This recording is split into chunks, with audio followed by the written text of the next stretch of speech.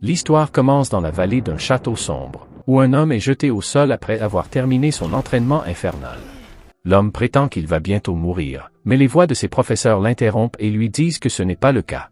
Ils lui font remarquer qu'il s'est beaucoup amélioré ces 2 dernières années et qu'un examen de niveau E ne sera pas un problème pour lui. Ils jurent que si quelque chose de mauvais se produit lors de l'examen, ils détruiront l'arène.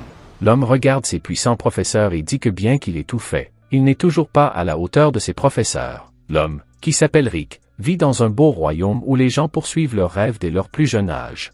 L'un des rêves les plus répandus dans ce royaume est de devenir un aventurier, et ce ne sont pas seulement les adolescents, mais aussi les adultes qui veulent réaliser cet exploit. Pour réaliser leurs rêves, ils doivent passer un examen pour les aventuriers de grade qui a lieu chaque année à la guilde, et pour passer l'examen, ils doivent d'abord s'inscrire à la guilde. Rick se rend également à la guilde pour s'inscrire à l'examen et, alors qu'il est sur le point de recevoir le ticket d'examen, elle est choquée de voir que Rick est son ancien maître. Rick ne l'a pas reconnu et la jeune fille lui dit qu'elle s'appelle Arisa et qu'elle a travaillé avec lui lorsqu'il était employé au département central.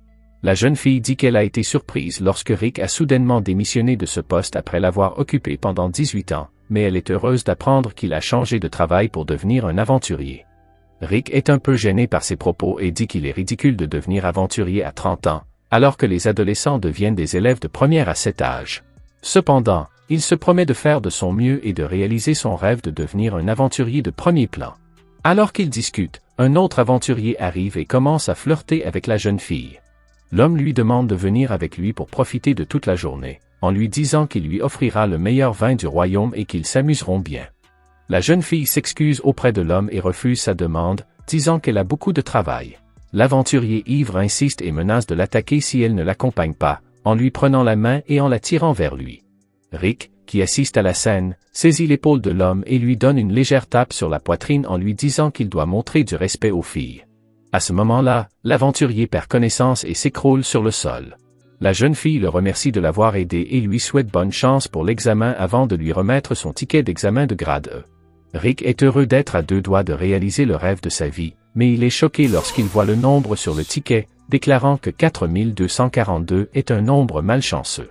En sortant du bâtiment de la guilde, tous les aventuriers sont choqués de trouver une marque de main sur la poitrine de l'aventurier ivre, réalisant que l'homme ne s'est pas évanoui à cause du vin, mais à cause de l'immense force de Rick. Dans les escaliers du bâtiment, Rick est accueilli par une belle fille nommée Rhéanette, qui l'appelle maître et lui pose des questions sur l'examen.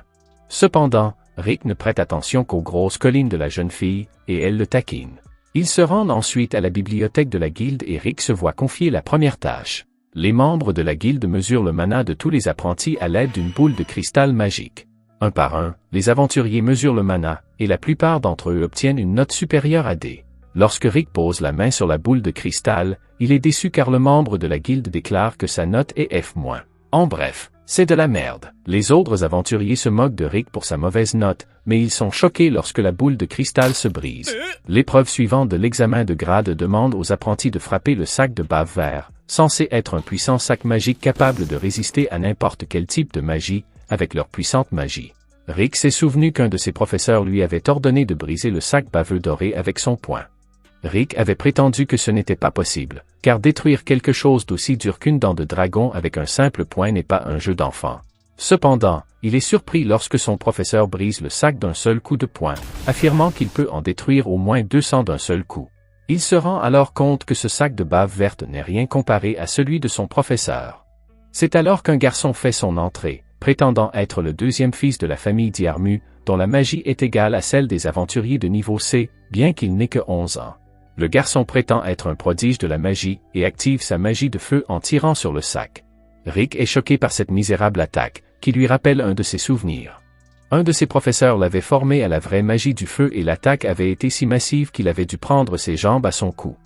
Rick se rend compte que cette attaque n'est rien comparé à ce qu'il a affronté pendant sa formation. Peu après, son tour arrive et l'examinateur lui demande immédiatement s'il est un aventurier, lui révélant que les personnes qui s'entraînent à un jeune âge gagnent en mana. Comme il a une trentaine d'années et qu'il n'a pas développé de pouvoir magique, il serait inutile en tant qu'aventurier. Rick pense que ce que dit l'homme est peut-être vrai, puisqu'il n'a commencé à s'entraîner que depuis 2 ans et qu'il ne pourra pas s'améliorer plus que cela, mais il est chargé d'énergie après s'être souvenu de son passé, lorsqu'il a dû frapper le sac de bave doré 50 000 fois en un jour. Il met donc toute sa force dans son poing et frappe le sac, choquant tous les apprentis et les membres de la guilde. Même le blondinet est choqué par l'immense force de Rick et pense que Rick lui vole la vedette, mais il affirme qu'il le battra lors du prochain test d'évaluation de la magie défensive. Là, l'un des instructeurs, l'adversaire de Rick, est choqué de voir son attaque de magie du vent bloquée par la magie de base de Rick. Il est surpris par la puissance de Rick et lui dit d'augmenter sa magie de base, car lors de la prochaine attaque, il utilisera une puissante attaque de magie du vent. Cependant, Rick lui dit de ne pas s'inquiéter, car il peut utiliser la magie offensive et défensive en même temps, ce qui lui permettra de bloquer n'importe quelle attaque magique. L'examinateur pense que Rick se moque de lui et l'attaque avec son puissant sort, mais à la surprise générale, l'attaque n'a aucun effet sur Rick. Sylvestre, chevalier du premier degré de la chevalerie royale, qui passait dans la zone d'examen, est choqué par l'immense mana libéré dans l'arène. Il se rend à l'intérieur des murs pour vérifier ce qui se passe, et une jeune fille lui apprend que c'est l'œuvre d'un apprenti de 32 ans qui a détruit la magie de niveau 5 avec seulement la magie de base. Sylvestre est étonné lorsque la jeune fille lui apprend que l'apprenti n'a commencé sa formation qu'il y a 2 ans, alors qu'il est employé de la guilde depuis 14 ans. Après avoir passé la 3e épreuve, l'examen écrit, Rick s'assoit avec Rhéanette et déclare qu'il obtiendra 100 sur 100 à l'examen écrit, mais se demande s'il réussira les premières épreuves. Rhéanette le réconforte en lui disant qu'elle croit en lui et en l'incroyable évolution qu'il a montrée au cours des 2 dernières années. Ils sont interrompus par le garçon blond, qui gronde Rick pour l'avoir humilié. Le garçon, Fried Diarmuy, dit que lors de cet examen, il aurait dû montrer sa magie extraordinaire, mais que Rick a montré une magie supérieure à la sienne. Fried pleure comme un bébé et Rick essaie de le consoler, mais il est réprimandé par la sœur aînée de Fried, Angelica, qui est le chevalier de 2e classe de la famille royale. Fried serre sa sœur dans ses bras et lui dit que cet homme de 40 ans, Rick, l'a malmené pendant l'examen et que c'est à cause de lui qu'il a échoué à l'examen. Furieuse de cette révélation, Angelica le provoque en duel, lui lance le gant et lui dit qu'elle va lui donner une leçon. Rick ramasse le gant par terre en signe de respect, car il ne veut pas que le gant de la jeune fille soit sali. Cependant, Rick ne sait pas qu'en ramassant le gant, il accepte la demande de duel de la jeune fille. Ils se rendent donc sur le terrain d'entraînement voisin et Angelica pose ses conditions. Le perdant de ce duel devra être l'esclave du gagnant pour le reste de sa vie. Rhéanette dit à Rick de se souvenir des journées infernales qu'il a passées ces 2 dernières années à s'entraîner avec ses terrifiants professeurs, le fait vomir et lui fait remarquer que, selon la puissance de ses professeurs, ce duel est un jeu d'enfant. Rick se lève et Rhéanette lui dit de foncer tête baissée, car il fait partie du groupe d'aventuriers le plus puissant du continent. Au moment où il s'apprête à attaquer, Rhéanette lui dit d'y aller doucement avec la fille, car elle ne résistera pas au pouvoir de Rick. Angelica, utilisant sa magie rapide comme l'éclair, l'attaque à la vitesse de l'éclair, choquant Rick et Rhéanette. Fried se moque de Rick et encourage en même temps sa sœur, en disant qu'Angelica est célèbre pour sa rapidité et qu'elle a reçu le titre de « vitesse de la lumière » pour cette raison. Alors qu'elle est sur le point de l'attaquer à nouveau, il s'avère que Rick a été choqué non pas par sa vitesse, mais par la lenteur de la jeune fille. Alors qu'il commence à s'ennuyer de sa lenteur, Rick se demande comment une fille comme elle peut faire partie d'une équipe de chevaliers de seconde zone. Il esquive simplement l'attaque et Angelica n'en revient pas. Elle l'attaque à nouveau à pleine vitesse, mais cette fois, elle trébuche et tourne comme une roue vers Rick, ce qui lui permet d'esquiver immédiatement l'attaque. Rick est étourdi par l'attaque surprise, mais ne se rend pas compte qu'Angelica a trébuché. Elle l'attaque à nouveau avec sa technique, qu'elle ne peut utiliser que 3 fois par jour, et tente de le frapper, mais elle est choquée lorsque Rick esquive ses 3 tentatives et qu'il donne un coup de poing dans le sol, créant un grand trou. Horrifiée par son pouvoir, elle demande l'identité de Rick, qui lui révèle qu'il est employé depuis 14 ans à la guilde et qu'il a commencé comme aventurier de rang F il y a seulement 2 ans. Angelica pense qu'il ment et lui demande de révéler sa véritable identité. Cependant, Rick affirme qu'il ne ment pas et s'avance vers elle pour mettre fin au duel, déclarant qu'il va maintenant utiliser tous ses pouvoirs, ce qui horrifie encore plus Angelica, qui se rend immédiatement et accepte la défaite. Rick n'en croit pas ses yeux et se demande pourquoi elle s'est rendue. Horrifiée, Angelica lui explique qu'elle rend hommage au seul homme qui a esquivé son attaque éclair. Rick lui dit que maintenant qu'il a gagné le duel, Angelica doit devenir son esclave, mais elle s'échappe rapidement grâce à sa vitesse fulgurante. À ce moment-là, Rhéanette informe Rick que tous ses professeurs viendront à l'examen pour voir ses résultats par eux-mêmes. La chronique d'Akasha, un trésor qui exauce tous les souhaits, est offerte à celui qui vaincra l'empereur Alsapiet. L'aventurier de la légende n'a pas réussi à vaincre le monstre, mais il espère qu'un jour, l'un des futurs aventuriers sera capable de vaincre le monstre et de compenser son échec. Pendant ce temps, Alika annonce aux aventuriers que leur test sera bientôt publié. Elle dit que du mana sera envoyé sur leur ticket d'examen et que les tickets de ceux qui ont réussi l'épreuve s'illumineront en bleu. Elle les informe également que les candidats qui ont réussi l'examen participeront à un combat simulé lors de la deuxième phase. Rick n'est pas de bonne humeur car il n'est pas sûr de réussir l'examen, mais Rhéanette le console en lui assurant qu'il le réussira, mais elle l'informe qu'il devra tripler son entraînement s'il échoue d'une manière ou d'une autre. Rick prie toutes les divinités existantes pour réussir l'examen. La note s'illumine soudain et il la regarde avec anxiété, se demandant s'il a réussi le test. Au bout d'un moment, son billet s'illumine en bleu et il se réjouit, informant Rhéanette du résultat positif. La jeune fille le félicite pour son succès et il quitte la salle de classe. Alors que Rick exprime son soulagement de ne pas devoir retourner à l'entraînement, une odeur nauséabonde envahit soudain l'air et Rick ne peut s'empêcher de se boucher le nez en se demandant d'où vient cette puanteur. Un noble s'approche soudain de Rhéanette et se présente comme Rasté, le premier fils du duc de Diormi, qui règne sur le Nord. Rick a du mal à se souvenir de son nom, il décide donc de l'appeler le gars du Nord. Rasté demande le nom de Rhéanette, qui se présente à lui. Rasté est surpris par la douceur du nom de Rhéanette. L'homme est irrité lorsque Rick se présente, car le noble n'a rien à faire avec quelqu'un d'aussi pauvre que Rick. Rick est bouleversé, mais Rasté n'en a cure et tourne son attention vers Rhéanette, mais l'idiot ne parvient pas à éveiller l'intérêt de la jeune fille. Rasté, cependant, continue de demander à Rhéanette de devenir sa seconde épouse. Rick en a assez des avances de l'idiot malodorant et décide de s'interposer, ce qui met Rasté en colère, se demandant pourquoi un homme plus âgé est si curieux. Rick informe Rasté qu'il ne peut pas continuer à draguer Rhéanette parce qu'elle est sa petite amie. Rasté est surpris, mais remarque la note de participation de Rick, ce qui le fait rire. Il n'arrive pas à croire que Rick soit encore un héros de catégorie F, alors qu'il est déjà très âgé. Rick suppose que Rasté est aussi là pour l'examen, mais l'homme lui dit qu'il a déjà atteint le grade E à l'âge de 14 ans. Il informe Rick qu'il n'est là que pour être examinateur pour la deuxième partie de l'examen, car il est de grade A. Rasté montre sa médaille à Rick et demande à Rhéanette de quitter Rick, parce qu'il n'est qu'un vulgaire roturier. Rhéanette refuse poliment sa demande en lui disant qu'elle est fiancée à Rick, et elle taquine Rasté en disant que son parfum a une odeur dérangeante. Rick se rend compte que le noble pue, alors Rasté se met en colère contre leurs insultes et promet de montrer la différence de leur capacité s'il finit par être son examinateur. L'homme part en trombe, espérant avoir l'occasion de montrer à Rhéanette qu'elle a pris la mauvaise décision. Rick pense qu'il part déjà du mauvais pied, espérant que Rasté ne sera pas son examinateur lors de l'examen. Rasté va dîner au château, mais toujours en colère après sa rencontre avec Rick, il se promet de lui prouver sa supériorité. Fried et Angelica arrivent soudain en pleurant et Rasté s'en étonne, se demandant ce qui les rend tristes.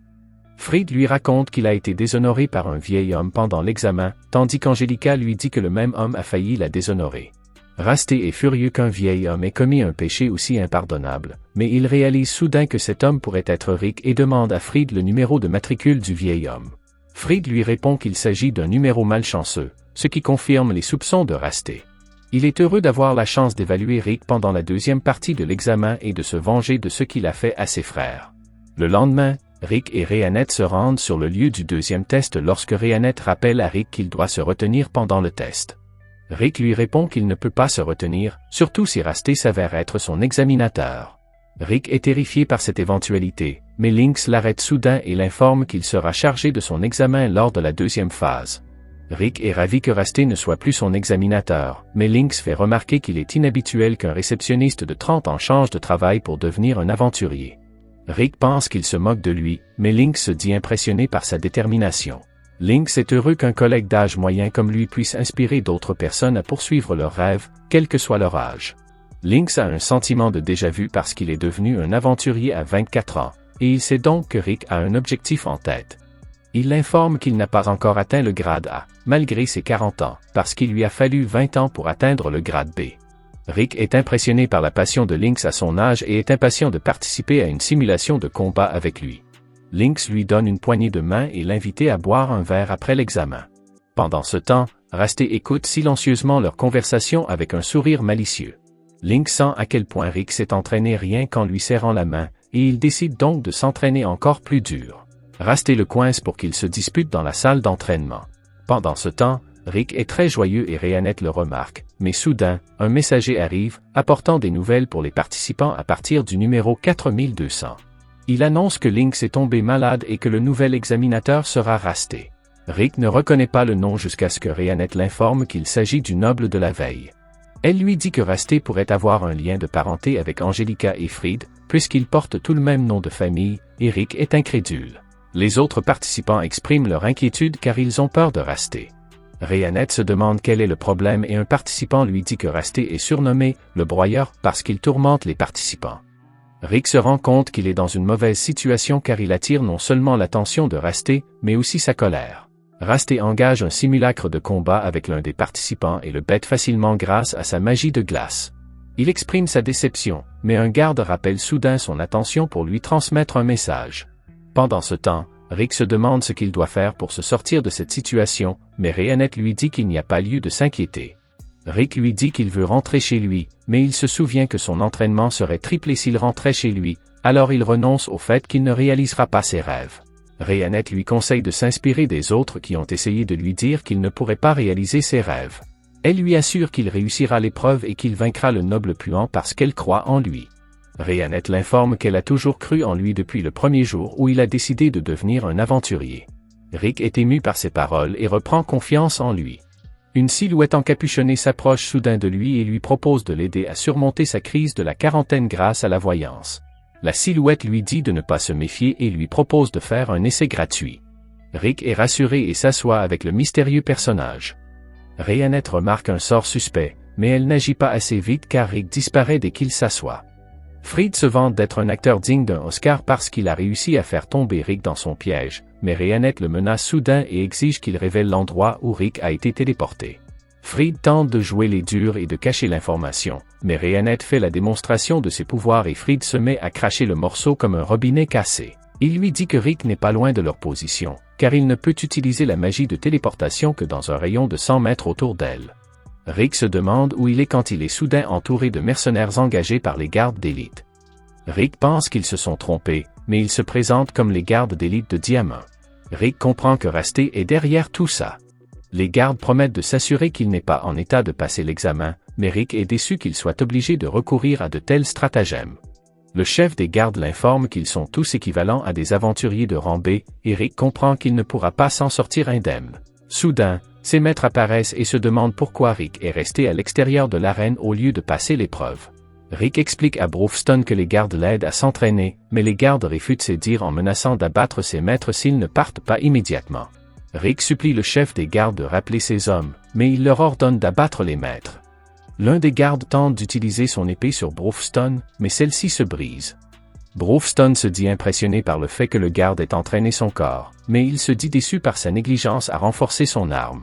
Le garde s'énerve et tente de le frapper, mais son poing est écrasé comme une noix.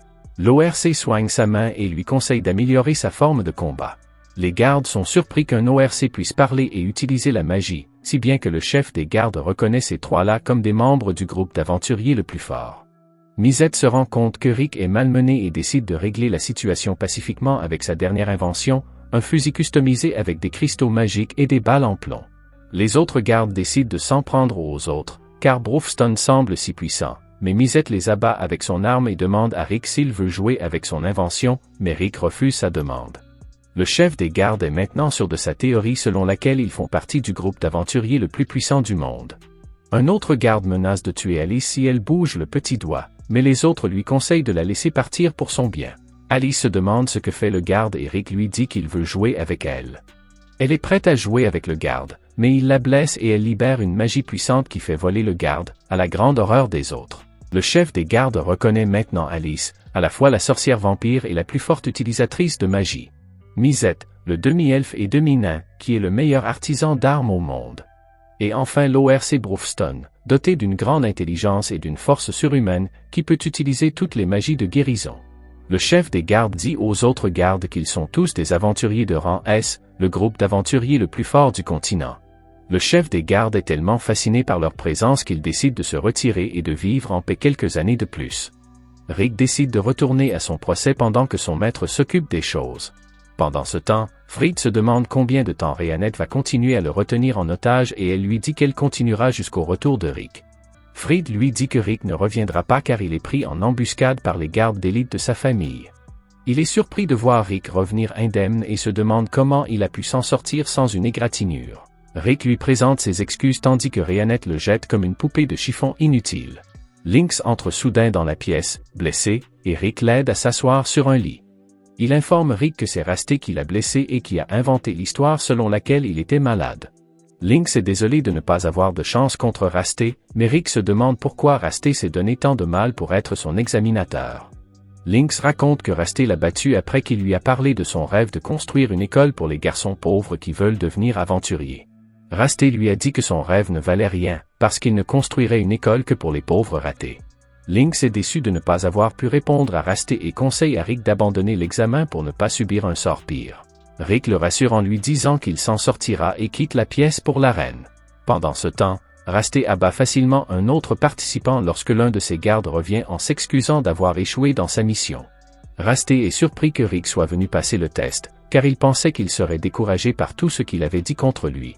Rasté décide de faire goûter à Rick la vraie souffrance, mais ce dernier ne se laisse pas intimider par les menaces et promet de se venger de ce qu'il a fait à Lynx. Si vous voulez une suite à cet anime, abonnez-vous, laissez un like et un commentaire pour aider la chaîne à grandir. Merci d'avoir regardé cette vidéo.